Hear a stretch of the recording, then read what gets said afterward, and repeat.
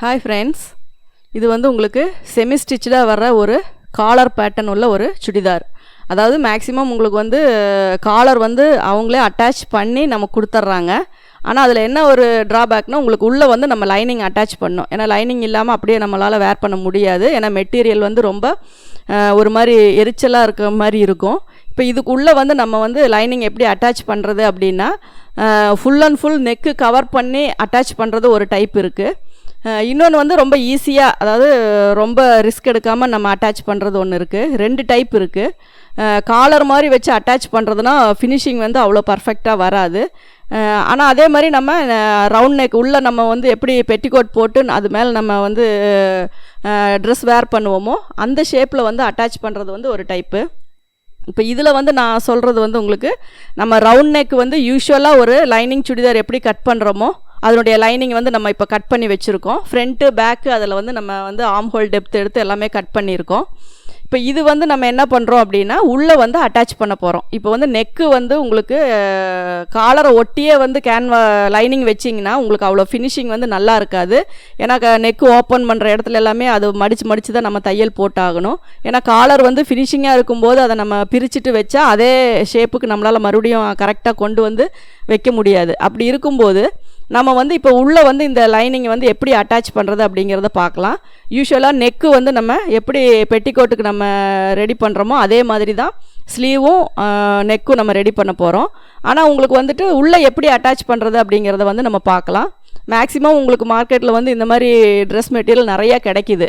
ஆனால் அது லைனிங் இல்லாமல் நம்ம ஸ்டிச் பண்ணி போடுறது வந்து போட முடியாது. அதனால் அது எப்படி ஈஸியாக வந்து நம்ம லைனிங் அட்டாச் பண்ணுறது அப்படிங்கிறத பார்க்கலாம். இப்போ வந்து ஃப்ரண்ட் அண்ட் பேக்கு 2 இது வந்து நம்ம யூஸ்வலாக எப்போவுமே ஒரு லைனிங் வந்து நம்ம கட் பண்ணுற மாதிரி நான் இதில் கட் பண்ணியிருக்கேன். ஆனால் உங்களுக்கு மேலே இருக்க மெட்டீரியல் பார்த்திங்கன்னா உங்களுக்கு காலர் வரனால ஷோல்டர் அதிகமாக வரும். அதனால் அந்த காலர்கிட்ட வந்து நீங்கள் எதுவுமே கட் பண்ண வேண்டாம். எக்ஸஸாக விட்டு நீங்கள் கட் பண்ணுங்கள். அதுக்கப்புறமா நம்ம காலர் மெஷர் பண்ணி கட் பண்ணிக்கலாம். இப்போ பார்த்திங்கன்னா நம்ம ஃப்ரண்ட் அண்ட் பேக் வந்து யூஸ்வலாக எப்படி ரெடி பண்ணுவோமோ அதே மாதிரி கீழ்ப்பக்கம் வந்து நீங்கள் மடித்து தையல் போட்டுக்கோங்க. ஃப்ரண்ட்டு பேக்கு மென்ஷன் பண்ணிக்கோங்க. ஏன்னா ஆர்ம் ஹோல் டெப்த்து நான் இதில் கட் பண்ணியிருக்கேன். அதனால் நீங்கள் ஃப்ரண்ட் எது பேக் எதுன்னு கட் பண்ணிக்கோங்க. ஆர்ம் ஹோல் டெப்த்து வந்து ரொம்ப அவசியம் கிடையாது. உங்களுக்கு அது நீங்கள் வெட்டலைனாலும் ஒன்றும் பிரச்சனை இல்லை. ஆனால் வெட்டிட்டால் அது ஃப்ரண்ட்டு பேக் மாறாமல் நீங்கள் கட் பண்ணிக்கோ அதை ஸ்டிச் பண்ணிக்கோங்க. இப்போ கீழே வந்து எப்பவும் பண்ணுற மாதிரி தான் நான் ஃபோல்டு பண்ணுறேன்.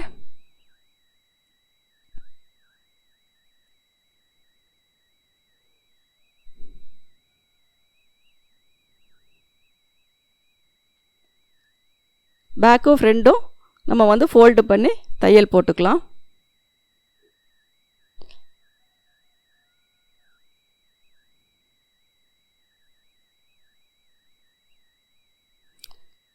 இப்போ ஃப்ரண்ட்டு பேக்கு உங்களுக்கு தெரியும். ஆர்ம் ஹோல் டெப்த் இருக்கிறது வந்து உங்களுக்கு front side, arm hole depth வெட்டாது வந்து பேக் சைடு. நம்ம வந்து இப்போ ஷோல்டர் வந்து ஜாயின் பண்ணிக்கலாம்.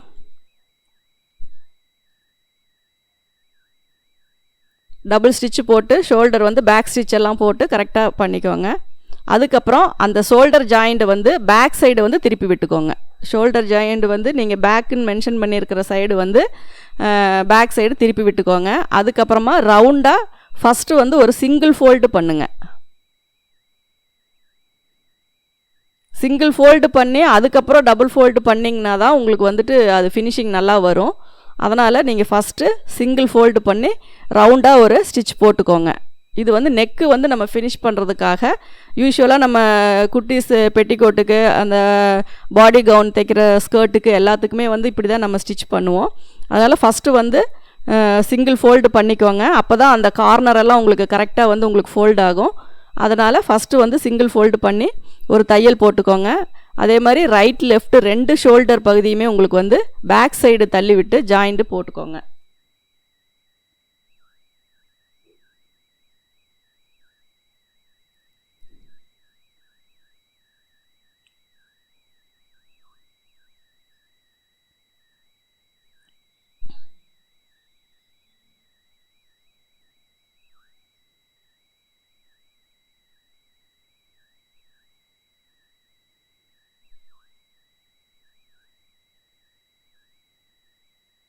அதுக்கப்புறமா வந்து அதை நீங்கள் மறுபடியும் ஒரு ஃபோல்டு பண்ணி தையல் போட்டுக்கோங்க.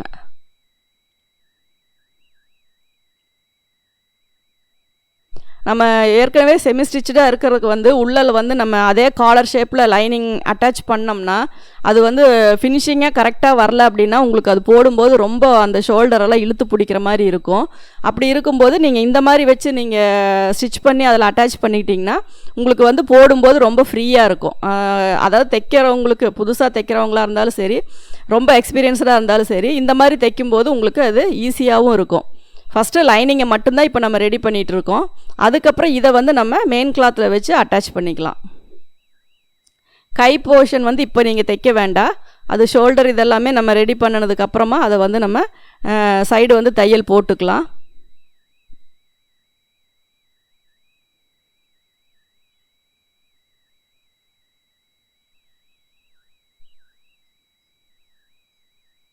பார்த்திங்கன்னா நம்ம ரவுண்டாக நெக்கு வந்து நம்ம ஃபினிஷ் பண்ணியாச்சு. இதுக்கப்புறம் இதை வந்து நம்ம ஓப்பன் பண்ணிக்கலாம். உள்ளே பார்த்திங்கன்னா நிறையா பிசுறு அந்த இதெல்லாமே இருக்கும். இதெல்லாமே உங்களுக்கு லைனிங் வச்சு கவர் பண்ணால் தான் வேர் பண்ண முடியும். அதனால் நம்ம வந்துட்டு இந்த லைனிங்கை வந்து அப்படியே வந்து நம்ம நெக்கோட இதில் வந்து ஃபேஸிங் வந்து ராங் சைடு, அதாவது சுடிதாரோட ராங் சைடையும் நம்ம லைனிங்கோடைய ராங் சைடையும் அதை ஒன்றுக்கு ஒன்று பார்த்த மாதிரி வச்சு ஃப்ரெண்டு வந்து நீங்கள் மாறிடக்கூடாது. ஃப்ரெண்டு வந்து ஆம்ஹோல் டெப்த்து எங்கே இருக்குது அப்படிங்கிறத பார்த்து அதை ஃப்ரண்ட் சைடும் ஆப்போசிட் சைடை வந்து பேக் சைட்லேயும் வச்சு அந்த ஷோல்டரை வந்து நீங்கள் கரெக்டாக மேட்ச் பண்ணி ஒரு குண்டூசி போட்டுக்கோங்க.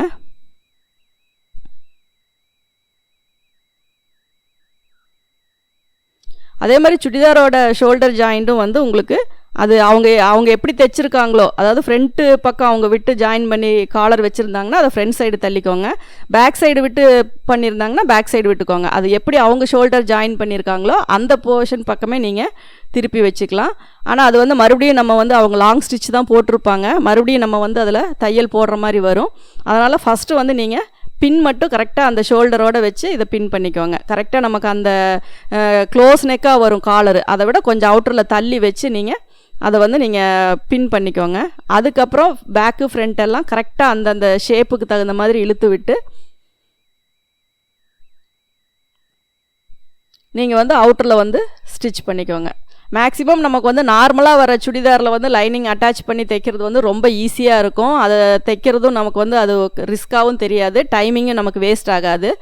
ஆனால் இந்த மாதிரி செமி ஸ்டிச்சடாக வருது அப்படின்னாவே உங்களுக்கு லைனிங் அட்டாச் பண்ணுறது வந்து ரொம்ப ஒரு மாதிரி தைக்கிறதுக்கு வந்து ஒரு இன்ட்ரெஸ்ட் இல்லாத மாதிரி தான் இருக்கும். ஆனால் அது லைனிங் இல்லாமல் நம்ம வந்து அது தைச்சி போடவும் முடியாது. அதனால் இந்த மாதிரி ஒரு கொஞ்சம் ஈஸியாக எப்படி பண்ண முடியுமோ அதுக்கு தகுந்த மாதிரி நீங்கள் பண்ணிக்கலாம். அப்படி இல்லை நீங்கள் அப்படின்னா காலர் ஷேப்லேயே எல்லாத்தையுமே கட் பண்ணி உள்ளே அட்டாச் பண்ணணும். அப்படி கூட நீங்கள் வைக்கும்போது நீங்கள் நெக்கு மட்டும் நீங்கள் அகலப்படுத்திக்கலாம். கை எல்லாமே வந்து நீங்கள் எப்போவுமே ஷோல்டர் நெக்கு காலர் நெக்குக்கு எப்படி வெட்டுறீங்களோ அது மாதிரி வெட்டிக்கலாம். ஆனால் அதை விட இது கொஞ்சம் ஈஸியாக இருக்கும். அதனால் இந்த மாதிரி நீங்கள் ட்ரை பண்ணுங்கள்.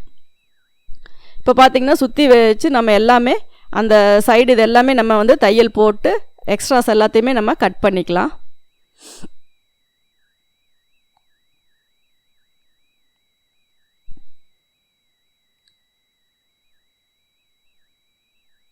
அந்த பின்னை எடுத்து விட்டுட்டு நீங்கள் அந்த சைடெல்லாம் கரெக்ட் பண்ணிக்கோங்க. பின்னு இருக்கும்போதே கரெக்ட் பண்ணிங்கன்னா கொஞ்சம் இதான மாதிரி இருக்கும்.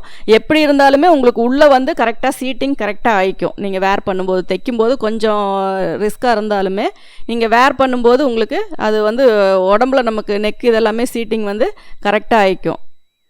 இப்போ பார்த்திங்கன்னா நான் ரைட் லெஃப்ட் எல்லாமே வச்சு ஷோல்டர் எல்லாமே கரெக்ட் பண்ணி இப்போ வந்து ஷோல்டர் வந்து நமக்கு காலர் நெக்குக்கு எவ்வளோ வைக்கிறோம் அப்படிங்கிறத நம்ம இதில் மெஷர் பண்ணிக்கலாம். ஃபஸ்ட்டு அது எல்லாமே சைடெல்லாம் ஈவனாக வச்சு நீங்கள் அதை வந்துட்டு பின் பண்ணிக்கோங்க. பின் பண்ணிவிட்டு அதுக்கப்புறம் நீங்கள் ஆம் ஹோல் ஷோல்டர் எவ்வளோ வரும் அப்படின்னு மெஷர் பண்ணிக்கோங்க. மேக்ஸிமம் இதுக்கு வந்து ஒரு 7.5 இன்ச்சு வரும். அப்போ நம்ம அதை மெஷர் பண்ணி 7.5 இன்ச்சுக்கு நம்ம மார்க் பண்ணிக்கலாம்.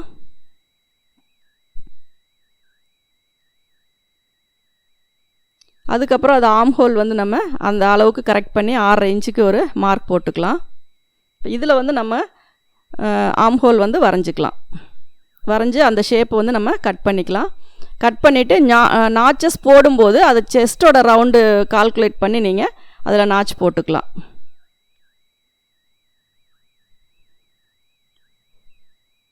இது வந்து ஒரு மெத்தடு தான். அதாவது உங்களுக்கு வந்து ஈஸியாக எப்படி வந்து உள்ள லைனிங் அட்டாச் பண்ணுறது அப்படிங்கிறதுக்கு இது ஒரு மெத்தடு தான்.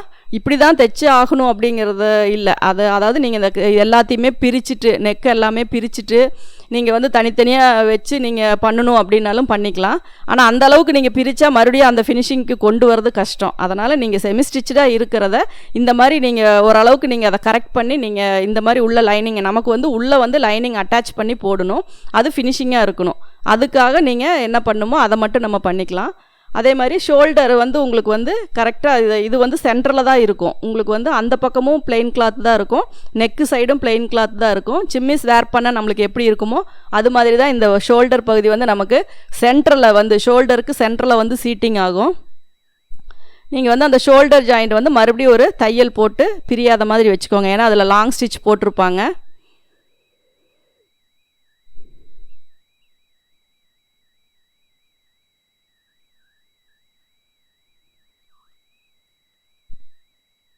அதே மாதிரி 2 பக்கமும் அதை வந்து நீங்கள் கரெக்ட் பண்ணிக்கோங்க. அதுக்கப்புறம் இந்த ஷோல்டரை வந்து அதோட வச்சு அட்டாச் பண்ணி நம்ம ஒரு தையல் போட்டுக்கலாம்.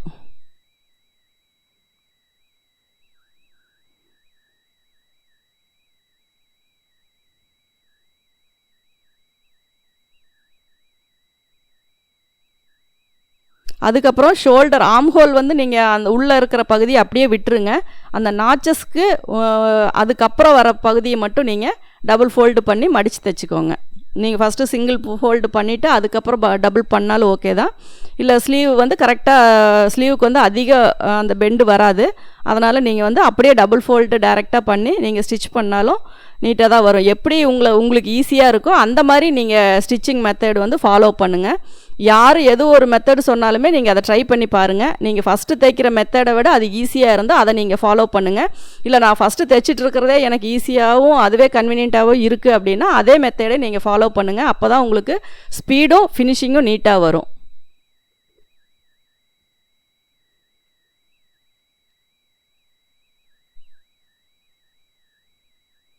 இப்போ அந்த கரெக்டாக நாச்சோடு நீங்கள் அதை ஸ்டாப் பண்ணிக்கலாம். ஏன்னா நாச்சு வர்றது வந்து உங்களுக்கு சைடு ஜாயிண்டில் வந்து உங்களுக்கு போயிடும். அதனால் மேல் வர பகுதியை மட்டும் நீங்கள் மடித்து தைச்சிட்டிங்கன்னா போதும். இதுவே வந்து நீங்கள் காலர் ஷேப்பில் நெக்கு மட்டும் ரவுண்ட் பண்ணிவிட்டு காலர் ஷேப்பில் வந்து ஸ்லீவை விடுறதுனாலும் உங்களுக்கு அது ஃபுல்லாக கவர் ஆகிக்கும். அந்த மாதிரியும் கூட நீங்கள் ஸ்டிச் பண்ணிக்கலாம். இப்போ 2 ஷோல்டரும் வச்சு நான் ஷோல்டர் மட்டும்தான் தையல் போடுறேன். நெக்குக்கு வந்து நான் தையல் போடல. ஏன்னா நெக்கு வந்து தனித்தனியாக இருந்தால் தான் நமக்கு அந்த உடம்புக்கு தகுந்த மாதிரி அது சீட்டிங் ஆகும். அதனால் நீங்கள் நெக்குக்கு வந்து நீங்கள் தையல் போட தேவையில்லை.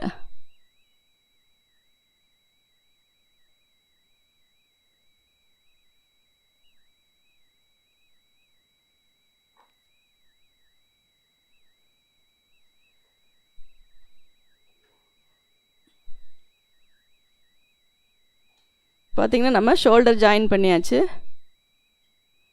இப்போ பார்க்கும்போது உங்களுக்கு கரெக்டாக உள்ளே வந்து நமக்கு வந்து லைனிங் வந்து சீட்டிங் ஆகிக்கும்.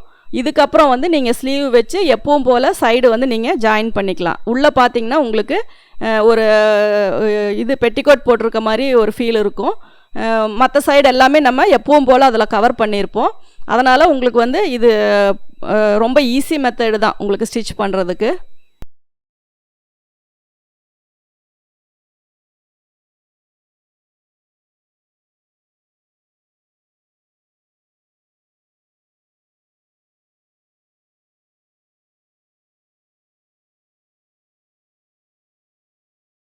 நீங்கள் தொடர்ந்து இந்த சேனலை பார்த்து யூஸ் பண்ணிக்கணும் அப்படின்னா இந்த சேனலை சப்ஸ்கிரைப் பண்ணுங்கள், பெல் பட்டன் ப்ரெஸ் பண்ணுங்கள், உங்கள் ஃப்ரெண்ட்ஸ் கிட்ட ஷேர் பண்ணுங்கள். அதில் ஏதாவது உங்களுக்கு கமெண்ட்ஸ் தெரிவிக்கணும்னா கமெண்ட்ஸ் பாக்ஸில் போடுங்க. தேங்க்யூ ஃபார் வாட்சிங்.